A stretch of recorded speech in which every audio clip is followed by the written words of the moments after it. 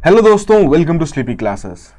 तो आज के मेंस डे इनिशिएटिव में पर्टिकुलरली एग्रीकल्चर का क्वेश्चन डिस्कस करेंगे। ऑब्जेक्टिव है कि देखते हैं किस प्रकार का क्वेश्चन पूछा जा सकता है एंड अगर ऐसा क्वेश्चन आ जाए कैसे आप उसे अप्रोच करेंगे। एंड सबसे अच्छा वैल्यू एडिशन इस सेशन का क्या रहेगा कि आपको बहुत सारा कंटेंट यहाँ पर कंपाइल्ड फॉर्मेट में in the form of answer यहाँ पर अवेलेबल हो जाएगा। तो आइए डिस्कस करते हैं, बट उससे पहले इंपॉर्टेंट है इस चीज को भी समझना कि भैया मेंस नजदीक आ रहा है, तो अपनी मेंस आंसर राइटिंग की प्रैक्टिस बिल्कुल करते रहिए। कोशिश कीजिए कि दिन के एटलीस्ट आप कुछ ना कुछ आंसर्स तो वहां पर जरूर लिखें एंड एक टाइम बाउंड मैनर में वहां पर लिखें ताकि आपकी प्रैक्टिस वहां पर होती रहे। चलिए, coming back to the question जो कि डील कर रहा है with respect to agricultural research and development. तो यहां पर पूछ रहे हैं कि व्हाट आर द वेज जिसमें agricultural research and development effectively tackle कर सकता है issue of low crop yield in India. तो बेसिकली हमें यह बताना है कि एग्री R&D को हम कैसे यूज कर सकते हैं ताकि जो लो क्रॉप यील्ड देखी जाती है इंडिया में उसे हम खत्म कर सके या उस पर्टिकुलर सिचुएशन से बाहर आ सके। तो बेसिकली सबसे पहला ऑब्जेक्टिव हमारा रहेगा कीवर्ड्स को हाईलाइट करना। सबसे पहला आपका इंपॉर्टेंट कीवर्ड यहां पर क्या बन जाता है? एग्रीकल्चरल R&D, ठीक है जी। फिर जो आपकी लो क्रॉप यील्ड है इसके बेसिस पर आपको यहां पर डिजाइन करना पड़ेगा। तो यही बेसिक से पॉइंट्स हैं। अब इन दोनों कीवर्ड्स के हिसाब से स्ट्रक्चर कैसे तैयार होगा कि जहां पर हम बात करेंगे, इनिशियली इंट्रोड्यूस करेंगे about agriculture research and development and साथ के साथ जो हमारा जो लो क्रॉप यील्ड की समस्या है उसके बारे में हम थोड़ी बहुत बात कर लेंगे यहां पर, क्योंकि उसको हाईलाइट तो करना पड़ेगा ना। अब क्वेश्चन में दे दिया जा चुका है कि लो क्रॉप यील्ड है, बट आपके पास कुछ ना कुछ फैक्ट रहेगा उस चीज को प्रूफ करने के लिए, उस चीज को वहां पर स्थापित करने के लिए इस फैक्ट को, तो डेफिनेटली एक अच्छा पॉइंट यहां पर बन जाएगा। ठीक है, फिर हम समझेंगे किस प्रकार से एग्रीकल्चरल R&D इफेक्टिवली टैकल कर सकता है इस पर्टिकुलर इशू को और क्या चैलेंजेस हैं इस प्रकार के, जो अगर हम R&D के ऊपर काम करना चाहते हैं तो उससे रिलेटेड क्या चैलेंजेस हैं, और लास्ट में हम कंक्लूड कर देंगे। तो चैलेंजेस के साथ साथ ही यहां पर हम थोड़ी बहुत चीजें समझेंगे कि भाई साहब वे फॉरवर्ड क्या दिया जा सकता है। ठीक है, तो ये बेसिक सी अप्रोच यहां पर रहेगी जिसके आधार पर आज का क्वेश्चन हम यहां पर डिस्कस करेंगे। चलिए, तो सिंपल सी कहानी वही स्टार्टिंग में जहां पर एग्रीकल्चर के बारे में बात की जा रही है कि it is the key human being activity है, क्योंकि जो बेसिक नीड्स हैं फूड, क्लोथिंग, शेल्टर, सभी चीजें हमारी यहीं से ही आ रही हैं। But according to the crop yield data अगर हम देखें तो राइस की जो यील्ड थी वो यहाँ पर मेंशन की कर दी गई है, जो कि ग्लोबल एवरेज पर इतना है। वीट की यील्ड यहाँ पर आपको दी गई, ग्लोबल एवरेज इतना है, तो कंपैरिजन यहाँ पर ड्रॉ कर दिया गया। ठीक है, तो उस हिसाब से आप कह सकते हैं कि जो आपकी इंडिया की क्रॉप यील्ड्स है it is lower than that of US, Europe and China. Important है ऐसे पॉइंट्स को यहां पर हाईलाइट करना क्योंकि क्वेश्चन में डायरेक्टली यही चीज के बारे में बात की गई है। ठीक है, तो उसमें फिर आप डायरेक्टली कह सकते हैं कि इंपॉर्टेंट है हमारे लिए कि हम इंक्रीज करें crop yield by various agricultural development research and development efforts. तो किस प्रकार से ये हेल्प कर सकता है, आइए अब उसको समझते हैं कि कैसे ये कंट्रीब्यूट करेगा। कि पहली चीज जब हम R&D के ऊपर यहां पर काम करेंगे तो डेफिनेटली उसके अच्छे रिजल्ट्स देखने को कैसे मिलेंगे कि नई टेक्निक्स, नई टेक्नोलॉजीज, नए मेथड्स यहां पर डिवाइस किए जाएंगे, उनका इनोवेशन यहां पर किया जाएगा जो कि फर्दर हमारे फिर एग्रीकल्चरल सेगमेंट में इंट्रोड्यूस किए जाएंगे। तो डेफिनेटली अगर नई इंप्रूव क्रॉप वैरायटीज यहां पर देखने को मिलती हैं, जैसे फूड क्रॉप्स होगी, कैश क्रॉप्स होगी, प्लांटेशन क्रॉप्स, हॉर्टिकल्चर क्रॉप्स, किसी भी तरीके की अगर नई क्रॉप वैरायटीज यहां पर तैयार की जाती हैं तो definitely they will be more resistant to pest, disease as well as environmental stresses. और जो करंट क्लाइमेट चेंज की सिचुएशन चल रही है उस टाइम पे हमारे एग्रीकल्चर को रेजिलिएंट बनाना बहुत जरूरी है, जिसमें R&D बहुत इंपॉर्टेंट रोल यहां पर प्ले करेगा। ओके, फिर आप एक थोड़ा सा फैक्ट दे सकते हैं कि यार जो स्टेपल क्रॉप्स हैं जैसे सीरियल्स हो गए, पल्सेस हो गए, ऑयल सीड्स हो गए, ऑक्यूपाई करते हैं टोटल ग्रॉस क्रॉप एरिया में से 77%, बट कंट्रीब्यूट करते हैं only 41% to the total output. वहीं अगर हम बात करें हाई वैल्यू क्रॉप्स के बारे में तो कंट्रीब्यूट करते हैं ऑलमोस्ट उतना सिमिलर अमाउंट, ठीक है जी, बट ऑक्यूपाई करते हैं सिर्फ और सिर्फ 19% of the gross crop area. तो उससे हमें पता लग जाता है कि भाई साहब अच्छी क्रॉप वैरायटीज का हमें डेफिनेटली बेनिफिट देखने को मिलता है हाई यील्ड के फॉर्मेशन में। चलिए, फिर सॉइल हेल्थ मैनेजमेंट बहुत इंपॉर्टेंट है। अगेन क्रॉप यील्ड से रिलेटेड ही आपकी सॉइल हेल्थ है, अगर सॉइल हेल्थ अच्छी रहेगी तो हमें डेफिनेटली अच्छी यील्ड वहां पर देखने को मिलेगी। आई होप यील्ड का मतलब आप यहां पर समझ गए हो कि एक पर्टिकुलर पीस ऑफ लैंड से कितने वेट का प्रोड्यूस आपका वहां पर तैयार हो रहा है। ठीक है, किलोग्राम पर हेक्टेयर ये यूनिट यहां पर यूज किया जाता है कि एक हेक्टेयर से कितना किलो का सामान आपका वहां पर तैयार हो रहा है। ठीक है जी, तो सॉइल हेल्थ मैनेजमेंट बहुत इंपॉर्टेंट रोल यहां पर प्ले करेगा। तो इसमें बहुत सारी आपकी जो प्रैक्टिसेस हैं जैसे ऑर्गेनिक फार्मिंग होगी, इंटीग्रेटेड न्यूट्रिएंट मैनेजमेंट हो गया, कंजर्वेशन एग्रीकल्चर हो गया, इनको और बढ़ावा देना पड़ेगा। इसमें और थोड़ी मॉडर्नाइजेशन यहां पर लानी पड़ेगी ताकि उस तरीके से जो समस्याएं हैं ऑफ डिक्रीजिंग सॉइल क्वालिटी या फिर उस प्रकार से जो हमारी सॉइल इरोजन की समस्या है, हम उन्हें यहाँ पर थोड़ा टैकल कर सके एंड ओवरऑल जो क्रॉप यील्ड्स हैं उन्हें यहाँ पर इंप्रूव कर सके। तो इसमें जो परंपरागत कृषि विकास योजना है डेफिनेटली एक अच्छा स्टेप लिया गया है। सॉइल हेल्थ कार्ड्स की जो इंट्रोडक्शन है वो डेफिनेटली अच्छा स्टेप लिया गया है, जिसमें हम थोड़ा साइंटिफिक रिक्वायरमेंट्स जो रहती हैं, ठीक है, सॉइल की उसे असेस करने की कोशिश करते हैं और वैसा ही फीडबैक फिर फार्मर को दिया जाता है। बट अगेन इसमें इंपॉर्टेंट यहाँ पर क्या रहेगा कि भाई साहब इनकी जो फॉलोअप्स हैं वो भी होने जरूरी है। कि एक बार अगर सॉइल हेल्थ कार्ड दे दिया तो उसका मतलब ये नहीं कि हाँ जी स्कीम का ऑब्जेक्टिव पूरा हो गया, नहीं। टाइम एंड अगेन फार्मर को और जो कृषि विज्ञान केंद्र हैं उनको आपस में कोलैबोरेट करना पड़ेगा कि रेपिटेटिवली आपके फॉलोअप्स यहां पर लिए जा सके। फिर एक इंपॉर्टेंट पैरामीटर यहां पर आता है for increasing the crop yield which is water management, क्योंकि सिंस इंडिया में हम ये देख रहे हैं कि अब पानी की कमी होती जा रही है, ठीक है, कि हमारा ग्राउंड वाटर के जो टेबल्स हैं वो डिप्लीटिंग स्टेज पर यहाँ पर जा रहे हैं। अपार्ट फ्रॉम दैट कहीं ना कहीं हमारे एंड पर ये भी एफर्ट रखना चाहिए कि भाई साहब आप कम से कम पानी का यूजेज करें। ओवरऑल पानी की कमी वहाँ पर विटनेस हो रही है। अब आप ये भी कहेंगे कि सर इतनी सारी बारिश भी तो हो रही है, तो भैया इतना पानी भी नहीं चाहिए, उसमें भी बहुत सारा अभी नॉर्दर्न इंडिया में अगर हम देखें कितना ज़्यादा नुकसान यहाँ पर हुआ है फार्मर्स का, ठीक है। चलिए, तो वाटर मैनेजमेंट बहुत इंपॉर्टेंट है, जिसके लिए एफिशिएंट इरिगेशन टेक्निक्स तैयार करना बहुत जरूरी है। हालांकि यहां पर माइक्रो इरिगेशन को प्रमोट तो किया जा रहा है, ठीक है, बट हमें उसको और अच्छे तरीके से, बेटर तरीके से वहां पर इंप्लीमेंट करना है ताकि फार्मर को वैसे एजुकेट भी किया जा सके एंड बेटर R&D के थ्रू हम अच्छे सोल्यूशंस भी यहां पर तैयार कर सकें। तो जो वाटर स्कैर्सिटी की समस्या है इसको हम थोड़ा सॉल्व कर सकें और ऑप्टिमल यूज यहां पर कर सकें हमारे अवेलेबल वाटर रिसोर्सेज का। तो इसमें आपका जो काकतीय मिशन है तेलंगाना का, उसको आप थोड़ा हाईलाइट कर सकते हैं। पानी पंचायत उड़ीसा द्वारा यहां पर रखा गया। अगेन कोशिश की जा रही है मॉडर्नाइजेशन करने की हमारे एग्रीकल्चर सेक्टर में, माइक्रो इरिगेशन मेथड्स यहां पर यूज किए जा रहे हैं। फिर आती है बात पेस्ट एंड डिजीज मैनेजमेंट की। डेफिनेटली सबसे बड़ी समस्या किसी भी फार्मर के लिए यही रहती है कि भाई जो उसकी फसल है ना उसमें कीड़ा ना लग जाए। अब उसमें कीड़ा ना लगे तो उसके लिए भैया दुनिया भर की केमिकल्स वहां पर ढूंढता है।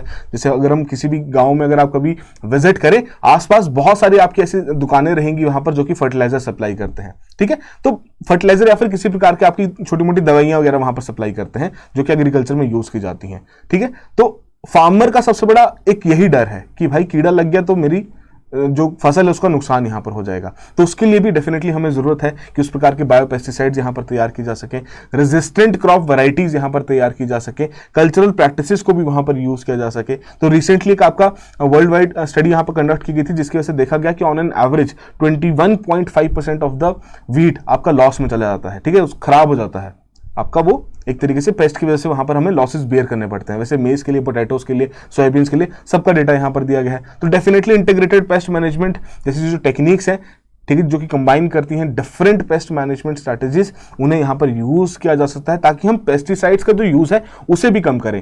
कारण कि वहां पर फिर सॉइल डिग्रेड भी तो हो रही है, सॉइल की जो हेल्थ है वो भी तो यहां पर खराब हो रही है ज्यादा पेस्टिसाइड यूज करने की वजह से, ठीक है। तो उसका हमें मिनिमम यूज करना है, बट कोशिश करनी है कि भैया हमें जो क्रॉप को प्रोटेक्शन प्रोवाइड करना वो मैक्सिमम नेचर का रहे। तो इसमें ना बहुत ज्यादा एक इंपॉर्टेंट रोल रहता है कि फार्मर की एजुकेशन का, ठीक है। अब वही वाली चीज है, यूरिया फार्मर को पता है एक फर्टिलाइजर है जो कि डेफिनेटली उसको हेल्प करेगा अपनी क्रॉप की प्रोडक्टिविटी या फिर यील्ड बढ़ाने में, ठीक है, बट उसको ये नहीं पता कि एग्जैक्टली उसकी सॉइल को कितने यूरिया की जरूरत है, ठीक है जी। तो वो बढ़ चढ़ के वहां पर यूरिया खरीद भी लेता है, सब्सिडाइज रेट पर मिल भी जाता है और उसे अपनी पूरी एग्रीकल्चर एक्टिविटीज में यूज भी कर रहा है, बट जिसकी वजह से ओवर यूज भी यहां पर हो रहा है। तो हमें उन चीजों को भी यहां पर अवॉइड करना है। चलिए, फिर आगे बात आती है R&D कैसे कंट्रीब्यूट करेगा, by the means of mechanisation and technology adoption, जो कि बहुत जरूरी है इस टाइम पे। ऑलमोस्ट हर एक सेक्टर में हमने देख लिया है कि वो टेक्निकली साउंड होते जा रहे हैं, नई टेक्नोलॉजीज वहां पर यूज करते जा रहे हैं, बट एग्रीकल्चर के केस में अभी भी ये बहुत पीछे है। एंड सिंस जो हमारा एक मेजर सेक्शन है सोसाइटी का, पॉपुलेशन का, वो इस पर्टिकुलर सेक्टर के ऊपर डिपेंडेंट है अपने लाइवलीहुड के लिए, तो भैया इसमें तो बहुत ज्यादा आवश्यक है कि हम उस प्रकार की टेक्नोलॉजी अडॉप्शन कर सकें, ठीक है। तो डेफिनेटली उसमें R&D बहुत अच्छे तरीके से कंट्रीब्यूट करेगा एंड R&D के थ्रू हम थोड़े और चीप सॉल्यूशंस यहां पर तैयार कर पाएंगे जो कि हेल्प करेगा फार्मर्स को इजीली उन सॉल्यूशंस को अडॉप्ट करने में। महंगा अगर कभी भी आप फार्मर के पास जाओगे, बोलोगे 1 लाख की मशीन यहां पर लगानी है, फार्मर 10 बार सोचेगा कि भैया लगाऊं या ना लगाऊं। बट वहीं अगर उसको आप 5 से 6 हज़ार का कुछ सोल्यूशन तैयार करके दोगे जो कि उसके लिए हेल्प करेगा अपनी फार्मिंग एक्टिविटीज को बूस्ट करने में, तो डेफिनेटली वो उसको वहां पर यूज करेगा, ठीक है। तो ऑटोमेशन के ऊपर काम कर सकते हैं, एग्रीकल्चर टेक्निक्स के ऊपर यहां पर काम कर सकते हैं, मैकेनाइजेशन के ऊपर काम कर सकते हैं of the labour intensive task, जिसके चलते हम इफेक्टिवली अपनी यील्ड भी बढ़ाएं एंड ओवरऑल जो हमारा ऑब्जेक्टिव है फूड सिक्योरिटी का उसको भी यहाँ पर इंश्योर कर सके। तो एक स्टडी जब कंडक्ट की गई थी उसमें देखा गया था कि जो फार्मर्स की जब वो रेंटिंग करते हैं इक्विपमेंट्स की फार्म मैकेनाइजेशन के लिए तो यील्ड यहाँ पर बढ़ती हुई देखने को मिलती है। तो सोचिए अगर ये और ज्यादा हम बढ़ाएं और टेक्नोलॉजी का यहाँ पर यूज करें कितना बेनिफिट यहाँ पर उनको देखने को मिलेगा। अच्छा, फिर आती है बात, सबसे ज्यादा इंपॉर्टेंट जो पॉइंट है वो है capacity building as well as knowledge dissemination, क्योंकि R&D के थ्रू हम कोशिश कर पाएंगे, या अगर R&D आपका एग्रीकल्चर में किया जाता है, नए स्टडीज वहां पर कंडक्ट की जाती है, नए सर्वेज वहां पर कंडक्ट किए जाते हैं, तो डेफिनेटली उनका फायदा कैसे मिलेगा फार्मर्स को कि भैया उनको उसके बारे में नॉलेज दी जाएगी, ठीक है, उसके बारे में समझाया जाएगा कि हाँ जी ये नया कीड़ा अगर आपके वहां पर देखने को मिल रहा है तो उसका क्या इलाज आप यहाँ पर कर सकते हैं। तो उसमें नॉलेज डिसमिनेशन बहुत इंपॉर्टेंट रोल प्ले करेगा। तो उस केस में हम इजीली कह सकते हैं कि जो हमारी biosafety testing as well as research है उसको एनहांस करना पड़ेगा both at national as well as regional levels. और एक बहुत बड़ी रिक्वायरमेंट है and the provision of adequate facilities, ये भी इंपेरेटिव है कि नीड ऑफ द आवर यहां पर बन चुका है कि उस प्रकार की फैसिलिटीज वहां पर प्रोवाइड की जा सके, ठीक है। तो अगेन इंपॉर्टेंट पॉइंट। फिर यहां पर बात आती है collaboration as well as knowledge exchange की, कि आपस में यहां पर नॉलेज एक्सचेंज हो सके, ठीक है, किसके बीच में, among the farmers also. Knowledge dissemination का मतलब क्या हुआ कि भैया टॉप टू आपकी बॉटम यहां पर अप्रोच फॉलो की जा रही है कि ऊपर से वहां पर रिसर्च कंडक्ट की जा रही है, नीचे जाके उसका सोल्यूशन सभी को दे दिया जा रहा है। नॉलेज एक्सचेंज मतलब आपका हॉरिजॉन्टल लेवल पर यहां पर एक्सचेंज हो रहा है, फार्मर्स आपस में आपकी नॉलेज एक्सचेंज कर रहे हैं। तो R&D के थ्रू अगर हम अच्छे प्लेटफॉर्म्स तैयार करें तो नॉलेज एक्सचेंज में भी हेल्प कर सकते हैं, जिसके चलते इनोवेटिव सॉल्यूशंस यहां पर अडॉप्ट किए जा सकते हैं, ठीक है। तो ये कुछ पॉइंट्स आप डेफिनेटली अपने आंसर में यहां पर मेंशन कर सकते हैं। तो उसमें आपका जो कुतनंद जो आपका राइस है जो कि केरला में यहां पर उगाया जाता है, ठीक है जी, तो उसकी जो बेस्ट प्रैक्टिसेस है हम बाकी जगह भी उसके बारे में प्रोपेगेट कर सकते हैं कि भाई साहब इस प्रकार से आप यहां पर उगा सकते हैं, ठीक है जी, अक्रॉस बाकी एरियाज में भी, ठीक है जी। अब इसमें एक और इंपॉर्टेंट पॉइंट यहां पर आजकल आपका लो एल्टीट्यूड एप्पल यूज किया जा रहा है, ठीक है। Again one of the major breakthrough जो कि यहां पर देखने को मिला बिकॉज ऑफ जो वहां पर जेनेटिक इंजीनियरिंग देखने को मिली कि भाई साहब अब आपका रहता ना एल्टीट्यूड, हाई एल्टीट्यूड में ही आपका एप्पल उगेगा, एक बेसिक सा हमारे मन में थॉट रहता है भैया, बट लो एल्टीट्यूड आपके एप्पल्स वहां पर उगाए जा रहे हैं, ठीक है जी। तो इन चीजों को हम थोड़ा और बढ़ावा दे सकते हैं ताकि फार्मर्स को एक additional source of income generate करने का यहां पर साधन दिखे, ठीक है। तो ये कुछ पॉइंट्स हैं जिन्हें आप यूज कर सकते हैं। बट क्या चैलेंजेस हम यहां पर देख रहे हैं विद द अडॉप्शन ऑफ या with the agriculture research and development in tackling the issue of low crop yield, कि भैया लैक ऑफ फंडिंग। फंडिंग की सबसे बड़ी समस्या है, पैसा तो डालना ही पड़ेगा R&D के ऊपर तभी जाके सोल्यूशंस देखने को मिलेंगे। लिमिटेड इन्फ्रेंट फैसिलिटीज हैं कि भैया हमारे पास वैसा हमारे पास कोल्ड स्टोरेज फैसिलिटीज अवेलेबल नहीं है, हमारे पास उस प्रकार की लेबोरेटरीज अवेलेबल नहीं है, रिसर्च फार्म्स अवेलेबल नहीं है, लिमिटेड इंस्टीट्यूशंस हैं जो कि इस पर्टिकुलर चीज के ऊपर काम कर रहे हैं एंड ये नहीं देख पा रहे कि भैया इस चीज की जो अडॉप्शन है हमारे देश में एक major section of the population यहां पर करेगा, ठीक है। बट अगेन फिर वही वाली बात है कि भैया अगर रिसर्च फाइंडिंग्स आ भी रही हैं, ठीक है, रिसर्च हो भी रही है, उसके बारे में बहुत ही कम नॉलेज यहां पर फार्मर्स तक पहुंच पा रही है, बहुत ही स्लो अडॉप्शन उसका वहां पर देखने को मिल रहा है। जैसे कि जो 70th राउंड था आपका NSS का, उसने इंडिकेट किया था कि very small segment of agricultural house holds जो आपके यूटिलाइज करते हैं क्रॉप इंश्योरेंस, क्यों, क्योंकि उसके बारे में उनकी अवेयरनेस ही नहीं है, ना ही नॉलेज है। फिर वही जरूरत है कि भैया यहां पर एजुकेट किया जा सके फार्मर्स को, ठीक है, रीओरिएंट किया जा सके कृषि विज्ञान केंद्र्स को। कृषि विज्ञान केंद्र आपके हर एक डिस्ट्रिक्ट में पाए जाते हैं जिनका सोल मोटिव ही यही है कि भैया फार्मर्स को हेल्प करना है ताकि वो खुद को स्केल अप कर सके, अपनी प्रोडक्शन को स्केल अप कर सके एंड सोशो इकोनॉमिक जो उनकी पैरामीटर्स उनको यहां पर इंप्रूव कर सके। बट अभी भी थोड़ी सी जरूरत है इन कृषि विज्ञान केंद्र को और ज्यादा हाईलाइट करने की, इनकी और ज्यादा प्रमोशन करने की, इनकी वैसी मार्केटिंग और ब्रांडिंग करने की ताकि फार्मर्स इनके पास आए। और आपको ये जान के भी शायद थोड़ा सा आश्चर्य भी हो सकता है, आपको शायद पहले से ही पता हो सकता है कि कृषि विज्ञान केंद्र में आपकी ट्रेनिंग्स भी प्रोवाइड की जाती हैं फार्मर्स के लिए कि आओ हमसे सीखो कि कैसे अपनी क्रॉप प्रोडक्टिविटी बढ़ानी है, कैसे यील्ड बढ़ानी है, कैसे पेस्ट मैनेजमेंट यहां पर करना है। क्योंकि इनके पास जो इंफॉर्मेशन आती है, यहां पर जो लोग आते हैं, ये आपके रिसर्च इंस्टीट्यूट से ही वहां पर सब चीजें आती हैं, ठीक है। तो उसी को आगे प्रोपेगेट करने के लिए आपकी कृषि विज्ञान केंद्र का वहां पर निर्माण किया गया है। चलिए, ये आपका इंपॉर्टेंट पॉइंट आ गया। तो मतलब चैलेंजेस बता दिए और साथ के साथ आपका वे फॉरवर्ड वाले पॉइंट भी लगे हाथ दे दिए, ठीक है। फिर फ्रेगमेंटेड अप्रोच बहुत ज्यादा देखने को मिलती है कि जितने भी हमारे डेवलपमेंटल एफर्ट्स हैं एग्रीकल्चर रिसर्च एंड डेवलपमेंट में बहुत ही ज्यादा फ्रेगमेंटेड है। बहुत सारी इंस्टीट्यूशंस यहां पर काम कर रही हैं बट आइसोलेशन में यहां पर काम कर रही हैं, ठीक है। तो हमें यहां पर थोड़ा सा काम करना पड़ेगा, उस तरीके से कोलैबोरेटिव एफर्ट यहां पर दिखाना पड़ेगा ताकि हमारे एफिशिएंट यूज किया जा सके रिसोर्सेज का, ठीक है जी। एंड डुप्लीकेशन जो एफर्ट्स हैं उसको हम थोड़ा कम कर सकें। जैसे कि हम देखते हैं कि बहुत सारे अलग अलग रीजन्स में अलग अलग समस्याएं वहां पर देखने को मिलती हैं। महाराष्ट्र हो गया, गुजरात हो गया, पंजाब हो गया, कि अनसीजनल रेंज या फिर हेल स्टॉर्म्स की वजह से बहुत सारी क्रॉप्स जो हैं वो हमारे लॉस में चली जाती हैं। तो यहाँ पर हमें डेडिकेटेड एफर्ट की जरूरत है ताकि ओवरऑल इन प्रॉब्लम्स का सोल्यूशन यहाँ पर ढूंढा जा सके। फिर लिमिटेड फोकस है स्मॉल होल्डर फार्मर पे, कि यहाँ पर जो हमारा एक, अगर हम सिचुएशन असेसमेंट सर्वे के बारे में बात करें तो मेजॉरिटी ऑफ जो हमारे एग्रीकल्चर हाउस होल्ड्स हैं वो बिलोंग करते हैं small as well as marginal farmer households को, ठीक है, कि इनका नंबर यहां पर बढ़ता जा रहा है because of the fragmentation of the land holdings. तो कहीं ना कहीं एक डिमांड क्रिएट हो जाती है कि भाई साहब सबसे पहले इनके बारे में यहां पर ध्यान दिया जाए। तो लिमिटेड फोकस है इनके ऊपर। जो भी अगर रिसर्च वगैरह कंडक्ट भी की जाती है, पैन इंडिया लेवल पे की जाती है, अम्ब्रेला अप्रोच यहां पर फॉलो की जाती है, तो हमें उसमें जरूरत है टेलर्ड सॉल्यूशंस तैयार करने की, कस्टमाइज सॉल्यूशंस तैयार करने की, जो कि स्मॉल होल्डर फार्मर को तो स्पेशली यहां पर फायदा दे, ठीक है। फिर फार्मर की इन्वॉल्वमेंट भी यहां पर बढ़ानी पड़ेगी किसी ना किसी तरीके से, क्योंकि ग्राउंड रियलिटी में अगर हम देखें तो वही जाके काम कर रहे हैं, ठीक है जी। तो फार्मर्स का क्या पर्सपेक्टिव, उनकी क्या नॉलेज है, वो भी बहुत जरूरी है in designing effective research programmes as well as solutions. फिर इंटरडिसिप्लिनरी अप्रोच बहुत ही लिमिटेड नेचर की यहां पर देखने को मिलती है, ठीक है जी, कि हमारे एग्रोइकोनॉमी हो गया, जेनेटिक्स हो गया, इकोलॉजी हो गया, इकोनॉमिक्स हो गया,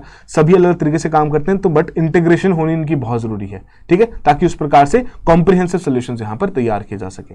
तो एक प्रकार से challenges as well as way forward आपने साथ साथ में यहां पर दे दिया, और लास्ट में इस चीज को कंक्लूड कर दिया ये कहते हुए कि addressing these issues and strengthening agriculture research and development efforts definitely help करेंगे लो क्रॉप यील्ड के चैलेंजेस को खत्म करने में, उसको ओवरकम करने में, and sustainable food production ensure करने में। एंड अपार्ट फ्रॉम दैट जो फार्मर्स की इनकम डबल करने की बात की गई थी अशोक दलवाई कमेटी द्वारा, उसको भी यहां पर करने में। तो ये था आपका बेसिक सा क्वेश्चन का आंसर, एक बेसिक से आपके फॉर्मेट में, एक बेसिक से स्ट्रक्चर में।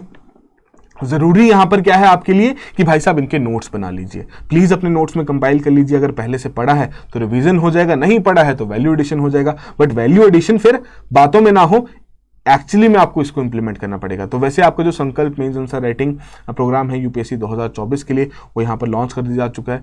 तो डेफिनेटली इसे आप जाके चेक कर सकते हैं, चेकआउट कर सकते हैं। डेली प्रैक्टिस क्वेश्चंस यहाँ पर आपको दिए जाएंगे, हर एक थीम वाइज आपकी कवरेज यहाँ पर की जाएगी, मेंटरशिप यहाँ पर आपको दी जा रही है, फुल एंड टेस्ट यहाँ पर दिए जा रहे हैं, मॉडल आंसर्स प्रोवाइड किए जाएंगे, एकेडमिक मेंटरशिप यहाँ पर दी जाएगी, ठीक है। तो सभी चीजें आपके पास यहाँ पर अवेलेबल हैं। अगर आप विदाउट इवैल्यूएशन चाहते हैं तो उसकी भी ऑप्शन यहाँ पर अवेलेबल है, बट अगर विद इवैल्यूएशन चाहते हैं तो उसकी भी ऑप्शन यहाँ पर अवेलेबल है।